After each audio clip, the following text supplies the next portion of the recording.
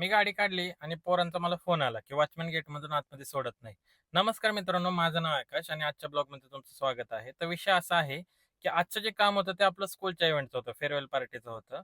त्यासाठी मी स्कूलच्या लोकेशनला निघालेलो. काही विषय झाला होता ते बघायला. पण तोपर्यंत पोरांना आतमध्ये सोडलेलं आणि पोरांचं बऱ्यापैकी काम पण उरकलेलं.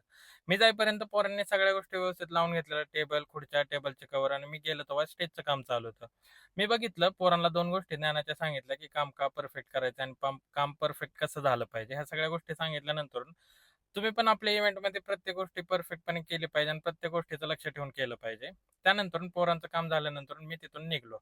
मी माझे कामं आटपून परत स्कूलला जायचं होतं म्हणून मी माझी पटपट कामं आटपून घेतली. कामं आटपल्यानंतर मी परत स्कूलच्या साईडला निघालो. 2 मिनिटांमध्ये मी स्कूलच्या गेटवरती पोहोचलो. मी जाईपर्यंत पोरांनी सगळ्या गोष्टी व्यवस्थित लावून घेतलेल्या. मी गोष्टी बघितल्या. त्यानंतर पोरांचं बलूनचं काम होतं. आता बलूनचं काय काम होतं, तर बलूनची एक कमान उभा करायची होती आणि स्टेजवरती बलूनची कमान होती.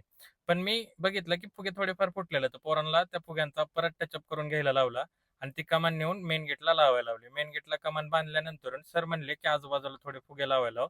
तर पोरांना आजूबाजूला फुगे लावायला लावले.